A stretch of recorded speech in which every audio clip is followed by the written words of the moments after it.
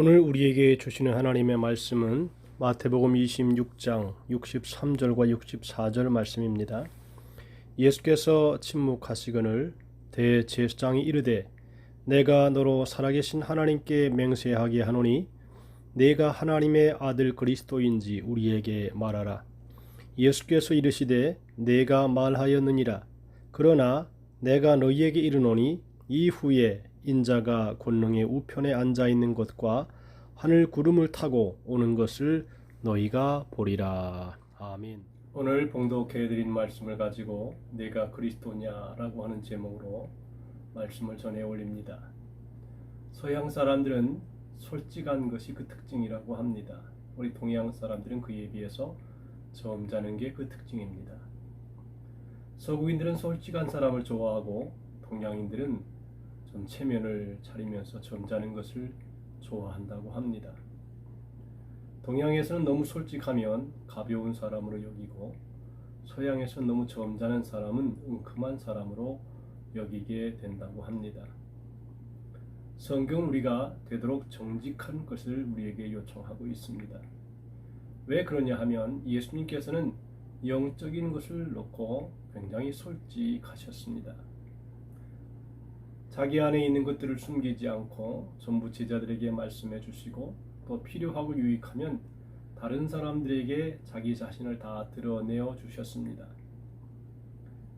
그런데 자기 자신을 드러낸다는 것은 참 위험한 일입니다. 왜냐하면 자기 속을 보이면 사람들이 그것을 다 순수하게 받아주는 것이 아니고 그것을 가지고 나를 이용하여 약점을 잡고 도리어 상처를 줄 수 있는 경우가 생기기 때문입니다. 오늘 이 성경이 나오는 장면을 가만히 보고 있으면 예수님께서 솔직하게 자기가 하나님의 아들이시라는 것을 밝히지 않고 잘 넘겼으면 죽음을 면할 수가 있었습니다. 그런데 예수님께서 그 지혜로우신 분이 그 말을 잘 하시는 분이 어떤 위기에서도 적절한 말씀을 통해서 결코 바리새인들의 함정에 빠지지 않았던 예수께서 너무 무모하다 싶을 정도로 아예 죽기를 각오하시고 자기가 불리하다는 것을 아시면서도 그대로 자기를 나타내십니다. 또 이것을 통해서 자기가 십자가에 달릴 수 있다는 것을 알았으면서도 자기가 누구라는 것을 밝히고 자기를 드러냈습니다. 자기가 정말 하나님의 아들 그리스도인지 우리에게 말하라고 했을 때 예수님은 주저하지 않고 내가 그로라라고 말씀하셨습니다. 솔직하면 좀 위험스럽지만 우리에게 들어오는 좋은 것들이 있습니다. 솔직하면 첫째 하나님을 기쁘시게 하고 두 번째는 나를 정직하고 분명하게 알려서 사람들을 혼동시키지 않게 하고 세 번째는 친구를 얻을 수 있다고 합니다. 이 세상에는 세 종류의 사람이 있다고 해요. 첫째로 어떻게 하든지 남에게 괜히 시비를 걸어서 미움받는 사람들이 있고 두 번째는 아무도 자기를 반대하지 않는 사람이 있습니다. 그러니까 한마디로 적이 없는 사람이 있지요. 첫 번째 사람은 뭔가 문제가 있는 사람입니다. 남한테 시비만 걸어서 문제를 일으키는 사람은 문제가 있지만 그러나 두 번째 아무도 반대하는 사람이 없는 사람은 솔직하지 않은 사람이라는 것입니다. 우리가 살고 있는 세상은 천국이 아닙니다. 죄와 거짓이 만연된 세상이고 이 죄 많은 세상에서 나를 아무도 반대하지 않는다면 그것은 내가 어떤 사람이라는 것을 알리는 것입니다. 죄 많은 세상에서 우리가 영적인 싸움을 하면서 살아야 하는데 우리가 영적인 전쟁을 하면서 살고 있는 예수님의 군인들인데 적이 없다는 것은 우리가 솔직하지 않다는 것입니다. 세 번째 사람은 적과 친구가 골고루 있는 사람입니다. 이 사람이 진짜 예수님을 따라가는 사람이라고 하는 것입니다. 내 안에 있는 것을 다 털어놓으면 나를 미워하고 비방하고 공격을 받을 수 있습니다. 그렇지만 다 털어놓았기 때문에 친구가 생깁니다. 예수님은 군중들을 원하시지 않았고 실제로 군중이 예수님을 따라가지도 않았습니다. 많은 사람들이 예수님을 자기의 계산에 따라서 생각해 보니까 그를 유익하다고 생각하지 않아서 떠난 사람들이 많이 있습니다. 예수님은 자기를 위해서 죽을 수 있는 몇 사람을 원했습니다. 예수님이 말한 친구는 사람이 친구를 위하여 자기 목숨을 버리면 이에서 더 큰 사랑이 없나니 친구를 위해서 목숨을 버릴 수 있는 사람, 이런 친구를 얻기 위해서는 다 털어놓아야 합니다. 털어놓으면 이제 친구가 누군지 아닌지 뒤에서 비웃고 비방하고 그래서 상처나고 코피나고 터지고 그럽니다. 그러나 그 가운데서 친구가 생기는 것입니다. 내가 하나님의 아들 그리스도냐? 이 말씀은 어둠 가운데 있는 인간을 사랑하시는 주님의 모습이 나옵니다. 인간의 어두운 모습을 사랑하기에 인간과 하나가 되어 가신 예수님의 모습이 나오는데, 어두운 인간을 사랑하시기에 환난과 핍박을 당하시는 주님의 모습을 볼 수가 있습니다.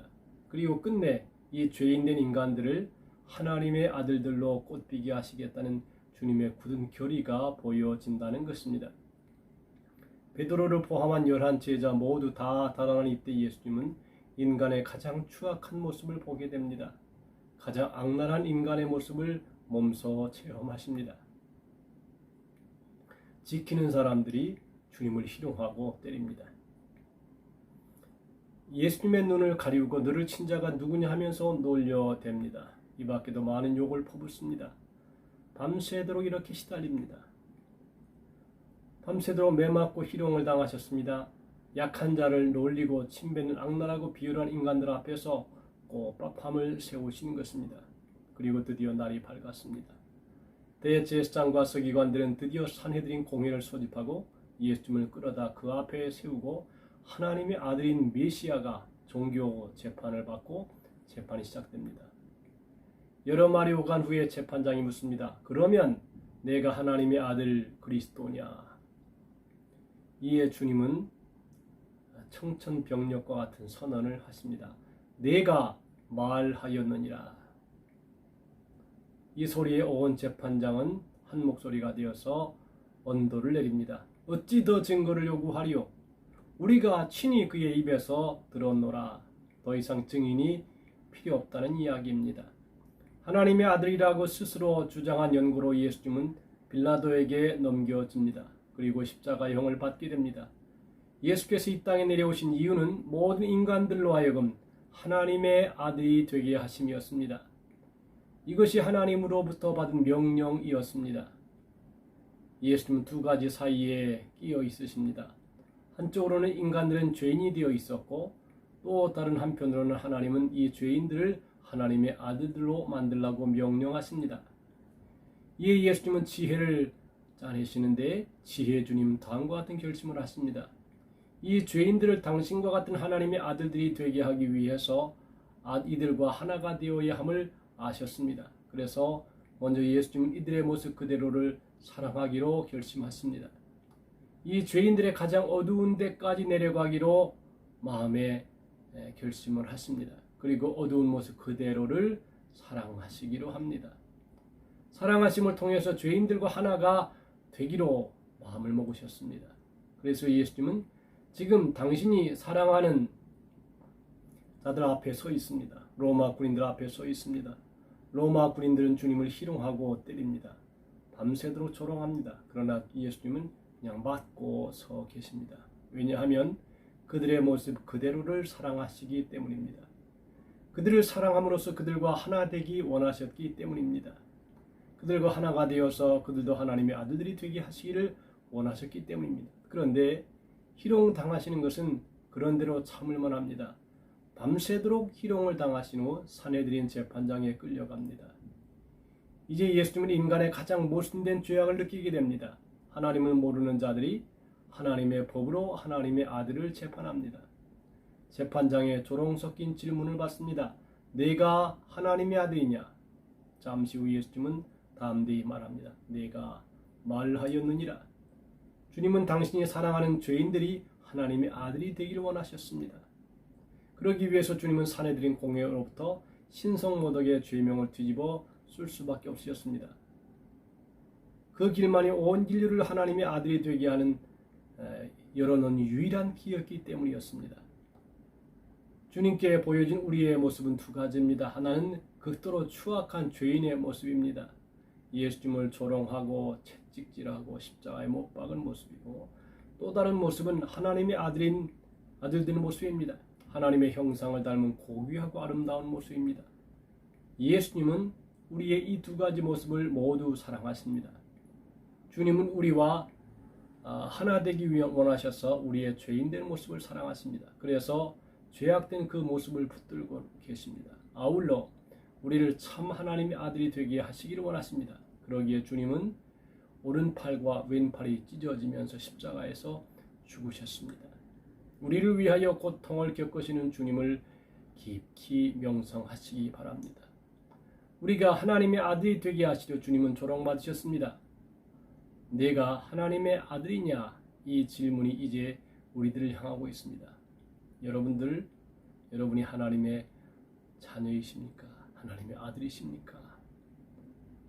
이 질문에 대한 응답을 우리의 삶으로, 말로, 행동으로 나타내는 하루가 될 수 있기를 바랍니다.